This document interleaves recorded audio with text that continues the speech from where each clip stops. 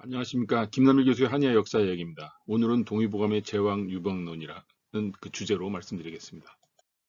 제와 유방이라는 말은 동의보감 화문에 나옵니다. 여기 보면 이제 자평편에 동의보감에 구성되어 있는 5개의 편 중에서 이제 세 번째 편이 자변편입니다. 자변편은 이제 질병을 진단하고 치료하는 것 내용으로 그 원인을 밝혀서 증상을 감별한 다음에 이제 치료하는 그런 식의 내용들이 이제 쭉 적혀 있는데 그 중에서 화라는 것이 하나의 그 문으로 설정되어 있습니다. 불화자로 되어 있죠. 불이라는 것. 그리고 제화유방이란 말은 이제 화를 제어하는데 방법이 있다는 얘기죠. 어떤 방법인가 이제 방법을 제시했다는 거죠. 여기서 그 화를 제어한다는 것은 이제 화가 발생하지 않도록 하기 위한 어떤 그런 내용을 담고 있습니다.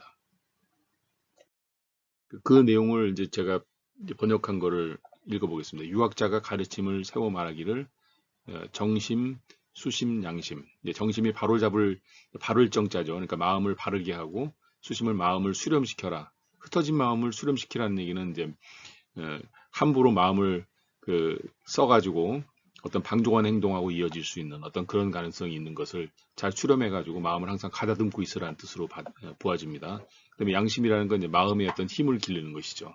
강건한 마음 그리고 흔들리지 않는 그런 마음. 그걸 통해서 흔들리지 않는 어떤 생각과 행동을 하게 되는 어떤 그런 내용이 되겠습니다. 그래서 이것은 모두 화가 망동하는 것을 막는 방법이라고 이제 유학자가 이제 이것은 하나의 약간은 이제 종교적인 어떤 그런 내용과 연결된다고 볼 수가 있죠. 그리고 근데 의학자가 이렇게 말했습니다. 염담허무, 이제 마음을 비우라는 얘기입니다. 이건 이제 한자로 쓰면 굉장히 복잡하니까 그 마음을 비워서 아무것도 없는 상태, 다시 말해서 이제 허무한 상태라는 그런 뜻. 다시 말해서 욕심도 없고 항상 여유로운 어떤 그런 상태. 이제 그것을 염담허무란 말을 가지고 이제 표현한 것입니다. 그 정신이 안을 지키게 된다고 하였으니 염담허무를 한다면 또한 이 화가 망동되는 것을 막는 방법이다. 그 염담허무라는 것은 이제 우리가 옛날에 오래전에 나왔던 황제내기라는 책에 보면 거기에 염담허무라는 단어를 사용해가지고 옛날 고대인들이 욕심 없이 사는 어떤 그런 것을 본받아야 된다고 이제 이야기를 했을 때 그것을 얘기하는 거죠. 사실 우리가 이 복잡한 현대사회에 살면서 굉장히 사회적으로 여러 가지가 얽히면서 개인적인 욕심까지 거기 안에 더해져 가지고 도저히 극복할 수 없는 정신 상태에 빠지게 됩니다.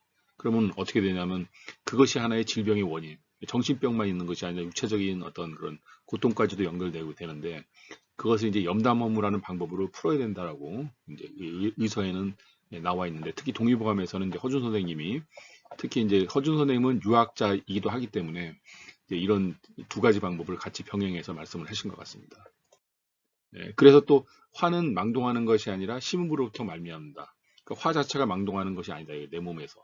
심으로부터 말미암는다는 것은 이제 심은 심장의 심의 의미도 있지만 그 사람의 마음이라는 의미도 이 안에 포함되어 있습니다. 그러니까 마음이 흔들리면 몸 안에서 이제 이런 발열 계통의 증상이 나가게 돼가지고 그것이 원인이 돼서 질병이 발생할 수 있다.